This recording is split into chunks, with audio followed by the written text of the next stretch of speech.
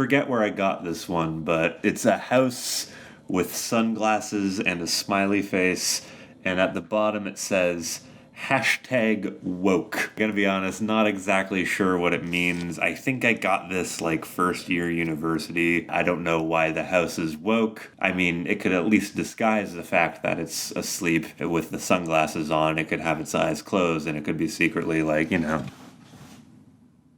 maybe it's just a really cool house that, knows a lot about political issues. If that's the case, good on you, house. Good for doing your research. So we're back with another music review, this time for the month of September, which was, I feel, a great month for music. A lot of really cool stuff. Also, the month where we learned the devastating news that rap, in fact, isn't music, according to rap scholar Ben Shapiro, who came out this month in sort of an angry interview where he dismissed the notion that rap is music. I don't tend to take Ben Shapiro all that seriously, and his comments are really just kind of funny to me. Like, it's funny how when he came out, people were describing him as, like, the cool kids conservative, making conservatism kind of, like, hip and stylish for a new generation. And then he just goes on to argue against, like, gay marriage and say rap isn't music. Like, is this cool? Are these cool new ideas? These cool kid conservatives sound an awful lot like fucking Mike Pence. Regardless, we're not here to talk about conservatives. We're here to talk about music, and that is what we should talk about. So let's get into it. Let's highlight some of the singles that came out this month, some albums that are releasing hopefully in the near future that you can look out for. Again, like I said, a lot of really good stuff to cover this month, so let's get into it. Before I start, I just want to mention that everything that I'm going to be talking about in this video is available linked down in the description, both in the form of a Spotify playlist and just individual songs as YouTube links. If what I'm saying sounds interesting, go listen to it there. Alright, Danny Brown. You know what I'm saying. If you don't know, Danny Brown has been a notable rapper for a good part of a decade now. I personally really enjoy his music. His previous album, Atrocity Exhibition, is, I think, one of the better hip-hop albums of the entire decade. It's really dark and twisted, and it pushed his sound to a completely new level. All the beats on here are really strange. The subject matter he deals with on the bulk of this album is disturbing. It is distressed. But he seems to have backed away from that sort of aesthetic recently, as earlier this year he came through with a talk show on Vice, a comedy show, in which he sits down with some guests in this sort of mock Pee Wee Herman type house. And if that shows any indicator, Danny Brown is a lot more influenced by more comedic factors in the run-up to this new album. I mean, just look at this album cover, come on. 3 Tears is the most recent single he released. It features Run the Jewels on it. The beat is sort of like Atrocity Exhibition in that it is avant-garde and strange, but it's a lot more cartoonish and goofy, especially with the verses that Danny and Run the Jewels drop on it. All in all of the singles that Danny Brown has been releasing up until this new album, which should be out by the time this video comes out, they've all been really quirky and experimental, but at the same time lighthearted and fun. I can't wait to hear this. This sounds like it's going to be really cool. Okay, moving on from there, this single actually came out closer to around August, but I wanted to include it here because it seems more relevant. Clipping are on their way to delivering some new material this month, October, and based on what I've been reading, it seems like this new album is Halloween themed. It's going to be spooky, scary, and if there's any rap group that I think can pull off scary, it is Clipping. Daveed Diggs, the lead rapper in Clipping, has never backed away from horror before. In fact, their last album, Splendor and Misery, was a concept album, a horror concept album based around the idea of an astronaut stuck flying through space unendingly. And that album was very good at sort of getting under my skin, presenting this weird and creepy vibe of this astronaut rapper who's losing his mind as the album progresses and he gets deeper and deeper into space. And Nothing Is Safe is another powerful entry into the horror of clipping, and Daveed Diggs' rapping is, of course, as great as ever. I'm excited to see what clipping has in store for this, because I want to get freaked out. I want to have nightmares. Anna Wise is again releasing some more singles for her upcoming album, should be out sometime in October. This one, Abracadabra, featuring Little Sims, is as great as the material she's been dropping already. It's a slow ballad piece. Anna Wise's voice over this sounds beautiful. Lil Sims, of course, is having a great year as a rapper, and the fact that Sims and Anna Wise could be on a track together really just brings a whole new layer of depth to this piece, as it seems to be about heartbreak, about having something and then losing it. Poof, it's gone. Abracadabra. Both vocalists bring such a deep emotion to this album. I am personally on the edge of my seat for this new Anna Wise. I don't necessarily know what to expect, as a full-length album is a new venture for Anna Wise, but based just on the singles alone, I think this is going to be good. Lastly, Polo Check, So Hot You're Hurting My Feelings. Polo Check I have only recently heard of. She doesn't have too high of a profile in pop music as it seems right now, but I'm hoping that changes in the future, because I am liking what I hear a lot from her. Her voice is very haughty, has this strong indie vibe to it, but this song in particular, So Hot You're Hurting My Feelings, feels like this 80s throwback with these shiny guitars and this bouncy lead vocal refrain from Polo Check. That paired with the bold artistic direction I see her sort of sending her music in with her videos, with her performances. She has a very interesting artistic vision, and I hope more people can get on her music, as I was very impressed by what I was hearing here. If you're in for something quirky, fun, and light, definitely check out Polo Check. I was very happy with what I heard from her. Okay, it is time to talk about some albums that came out this month. A lot of really great stuff. Let's start this off with my personal favorite project that I heard this month. That is, of course, Jpegmafia's All My Heroes Are Cornballs. Jpegmafia is an independent rapper who gained a lot of cred on the internet for his last album, Veteran, an album that took a lot of tropes of hip-hop in this bold new direction. The production was glitchy. Jpegmafia's performances over the tracks were loud and angry, and though he has been gathering this cult of internet followers for a while, Veteran was the album that pushed his appeal to a whole different crowd of fans, and his follow-up to that, All My Heroes Are Cornballs, is a display of independence in the wake of this newfound fame, as Jpegmafia isn't necessarily staying in one lane on this album, as this album is influenced not only by rap music, but indie music, vaporwave, glitchy bass synth production. Jpegmafia's love for pop music even shines through in places on this album. In a way, this feels like if you took all of SoundCloud and just mashed it together into a 40-minute package. Songs like Beta Male Strategies have this running essence of what he was doing on Veteran, but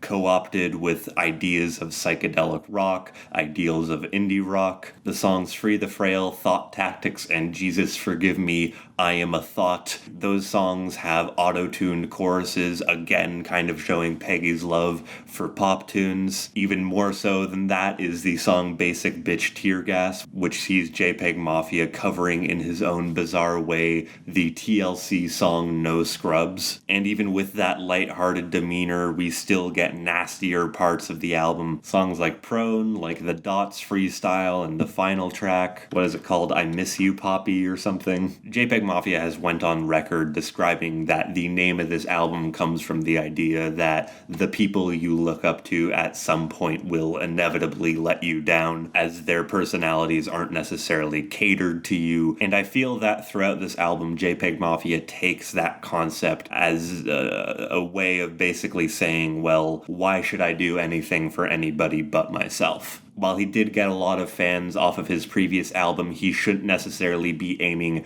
to please those people in specific. He should just be aiming to make the type of music that he wants to make. Basically saying at some point somebody is bound to be disappointed by your art, so why not just make whatever you want? And this is one of the most creative and left field thinkers in all of current rap music, doing whatever he wants. Jpegmafia's All My Heroes Are Cornballs. I can't really overstate how much I enjoyed this album. Not much to say other than listen to it. It's very unique, and my favorite song off of the record was Free the Frail. Next up is the new album by Dump Him. Dump Him are a pop-punk outfit working primarily on Bandcamp right now. They're fairly under the surface, and this new album caught my eye just on the cover art alone, which seems to be very influenced by Riot Grrrl, the feminist punk movement of the 1990s. I've been thinking recently about how the current political climate is sort of due for this type of genre to make a comeback, so I was excited to hear what the band would be coming through with on this new album, and I wasn't disappointed. While Dump Him is still kind of a DIY project, and that leads to some elements of the music not necessarily being the most pristine, the mixing can be off in certain points, the vocals can be a little shaky, the recording of the instruments aren't necessarily the highest quality. However, it is a pop-punk album, so those types of complaints aren't necessarily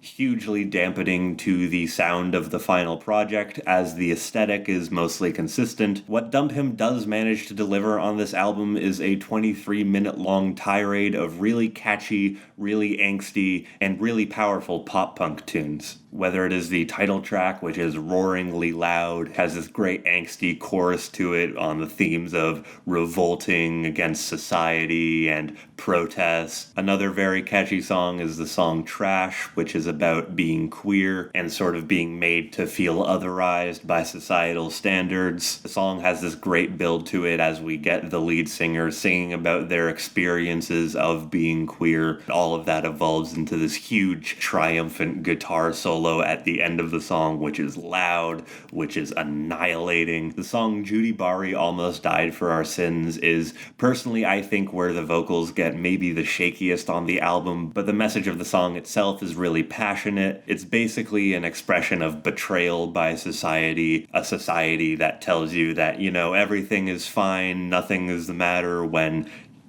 clearly that's not the case. If this album has one thing going for it, it is the thing that I think pop punk needs the most, and that is attitude. I'm really impressed by this album, and I can't wait to see where Dump Him heads next. Dump Him, DTWOF. It is only 23 minutes long.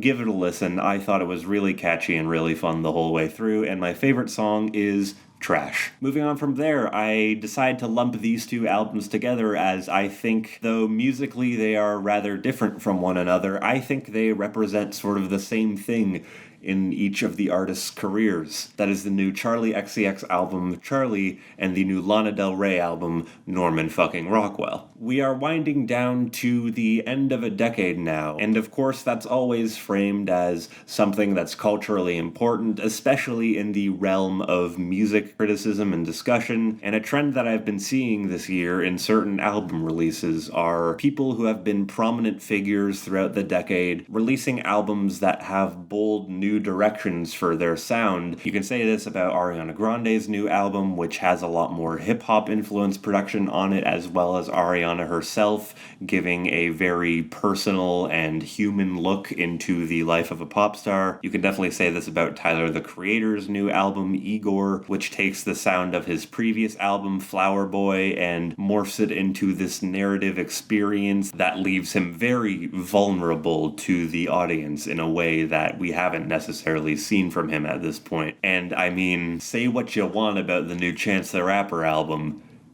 you can definitely call it bold, but I feel that these two albums are the clearest and most obvious examples of that yet, in that they feature two artists who have been fairly popular throughout the decade, Charli XCX and Lana Del Rey, introducing new ideas to their music in the best possible way. Lana Del Rey, of course, has always been writing about heartache and always had some affinity towards Americana, but the sheer depth of her songwriting on this album, the conceptual ideas underpinning these stories of heartbreak, of summer love washing away, they're stronger than they've ever been. The new Charli XCX album is a strange and futuristic take on pop. Clearly a lot of influence from the stranger artists working in pop right right now, people like Grimes, people like Hannah, Charli sees it fit to stop writing your average pop songs and go into new territory that is weird, that is experimental, and that is fun as hell. In both cases, I would say that these albums are the best work yet that the artist has delivered. If you were to push me to choose a favorite from these two, I would have to say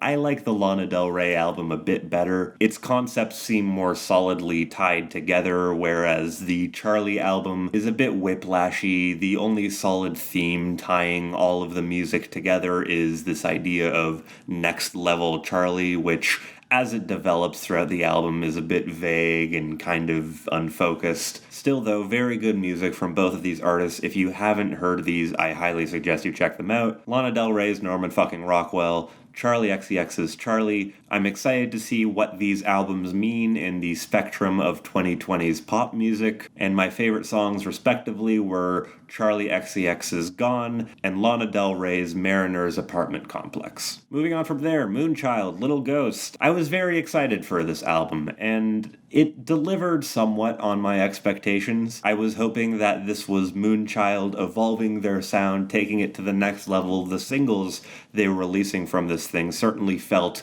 like a next step in their career, but as the album stands, it is sort of an average affair for Moonchild, still falling in line of contemporary jazz and neo-soul. There isn't a whole lot of bold artistic statements that Moonchild is aiming to make on this album. However, it is very smooth, very glossy, and well done the entire way through. Of course, the instrumental performances, the solos, Amber's singing, the production of the album is all fantastic. I think if anything, the production is what Moonchild was taking to the next level on this album, as the instrumentation is a lot cleaner and a lot smoother. The songwriting is fairly average. I think the lyrics on this album do kind of tend to get a bit monotonous, as Amber talks about love in this one specific metaphor of a lock and a key rather a lot. Still though, there are moments that I think are great. The song Too Much to Ask, which is very scant production wise, as Amber's singing about it feeling like not a whole lot to ask, that maybe you be invested in this relationship somewhat. The song Sweet Love is maybe the sassiest and funniest set of lyrics on the album, as Amber is basically talking about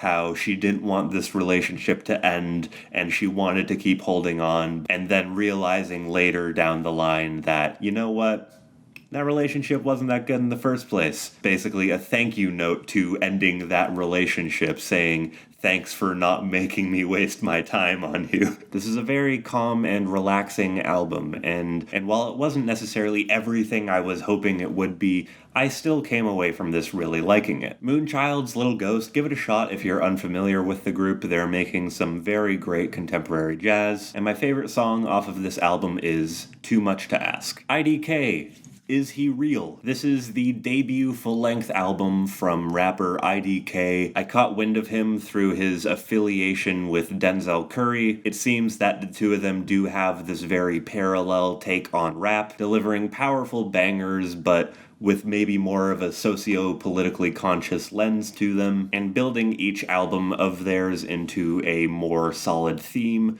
The theme of this album is God, religion, asking the question if God exists, while looking at the problems of the modern world. IDK's discussion of these problems are very funny, lyrically clever. He has a good mind for structuring very catchy hooks on songs like 24 or Digital, the latter being a song about police brutality and the idea of how media narratives tend to warp people's judgments of certain situations. The song Porno is a group cut featuring Jid and Pusha T, which has some pretty funny lyrics to it, commentary about the pervasiveness of sex in pop culture and how that affects youth growing up. While I don't necessarily think the concepts of this album are crystal clear the entire way through, I think the whole deliberation on God is potentially the weakest point on the album. Like this really confusing point at the end about how if you see the color red and I see the color red. Who's to say that my interpretation of red isn't your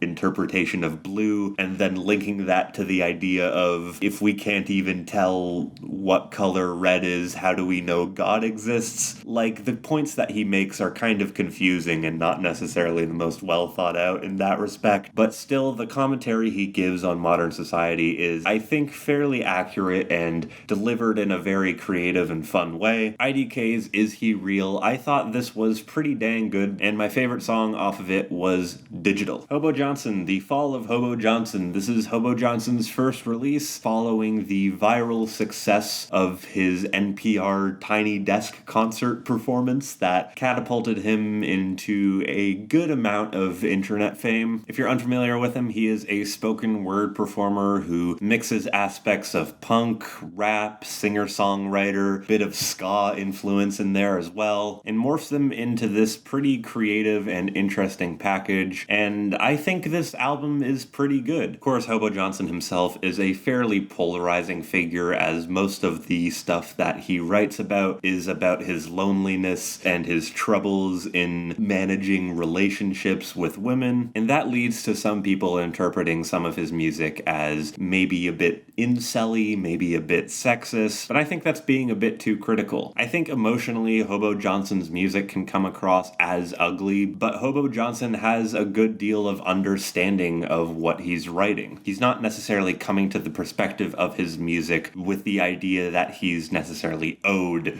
a relationship or owed this sort of happiness that he's having trouble finding. Rather, he is writing these very honest and heartfelt songs about his own troubles in finding that. And that can come off in varying degrees over the course of this album. I think there are some songs that turn it into a bit too much of a pity party, like the song Ugly Kid, which is about, oh, I'm ugly, you know, emotionally I'm ugly, physically I'm ugly, and you're so beautiful, I could never deserve you, blah, blah, blah. I just think that the emotions on here are sort of ugly, expressed not necessarily to an artistic point other than what on the surface level Hobo Johnson is saying. You know, I've had drunk guys be like, you know, you're great. You're great. You're just the best, you know? And it's like, why I would willingly choose to listen to something like that is beyond me. Johnson can deliver on this subject matter to a more compelling artistic point, like he does on the song Happiness, which is a song about him sort of obsessing over this one interaction that he had with this person who is now out of his life. This person was aspiring to be an author, and he basically said that their book is gonna suck, that nobody's gonna like it, and it made them cry. And it's clear that this memory really gets to him as he spends a lot of the song sort of reliving it in his head and kind of spiraling downwards out of control into the dark abysses of his mind. But in the final stanzas of the song, kind of turns that around and basically says, well, I have to live with this, and that means that I need to find happiness somewhere. I'm gonna have to look back on this life at some point, and it can't just be regrets. And that type of artistic message is something that I feel is a lot more valuable coming from Hobo Johnson than just sitting in his negative emotions feeling sad. And it's not just that type of downward spiral we see from Hobo Johnson on this album. We get a good variety of material, like the song You and the Cockroach, which is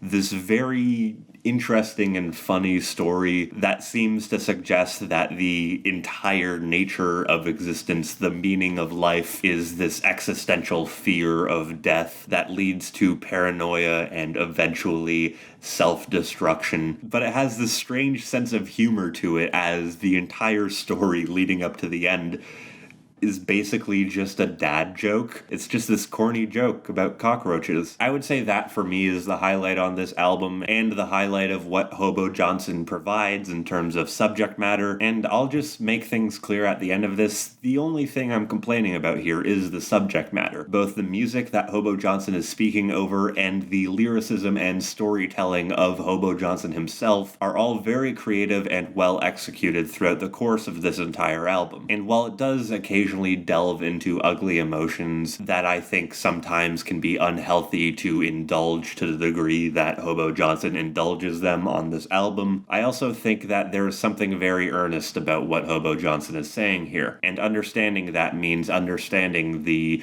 existential angst and fears of a much younger generation, one that Hobo Johnson is currently catering to, and one that does have a lot to worry about. Have you seen the state of the world? It's shit. Hobo Johnson's The Fall of Hobo Johnson makes me excited for where his career could go from here. I am seeing him becoming a very influential voice on this weird section of internet music he's basically carved out for himself, and my favorite song off of this new album is You and the Cockroach. Seriously, listen to it. It's a very funny song. Okay, some extras just before I go. We have a re-release of Kim Petrus's Turn Off the Lights. Turn Off the Lights was an earlier EP by German pop star Kim Petrus, which just at the beginning of October saw a re-release with some new material on it. Go listen to it if you're in for some super kitschy Halloween-themed pop music. If you're having a Halloween party, put this on the playlist. It's very fun. And for a classic recommendation this month, we have the Daniel Johnston album 1990.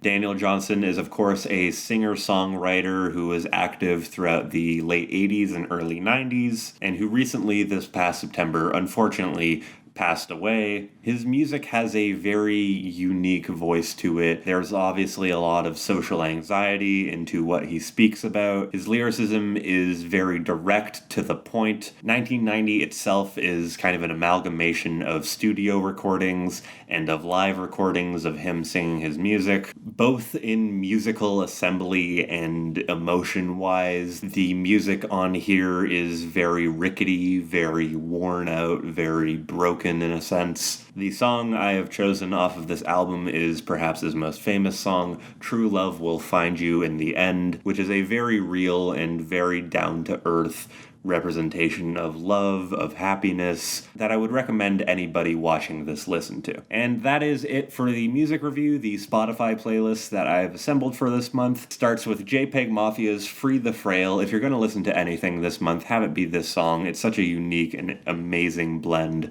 of rap music, of pop music. Truly a unique song, definitely one of Jpegmafia's best. Danny Brown, Three Tears, funky, very offbeat rap music. Dump Him, Trash, powerful pop-punk song about ostracization. Carolyn Polo Check, So Hot You're Hurting My Feelings, a very fun and bouncy pop song. Moonchild's Too Much to Ask, calming and skeletal contemporary jazz piece. Lana Del Rey's Mariner's Apartment Complex, a very heartbroken and lovelorn singer-songwriter ballad. Anna Wise's Abracadabra, another very heartbroken and lovelorn ballad, but more along the lines of rap and R&B. IDK's Digital, an outright banger dealing with intense concepts such as police brutality and its representation in the media. Hobo Johnson's You and the Cockroach, a very funny story about human existence. Charli XCX's Gone, a fun and futuristic pop tune. Kim Petrus's Turn Off the Light, a sinister Halloween-themed banger. And Daniel Johnson's True Love Will Find You in the End,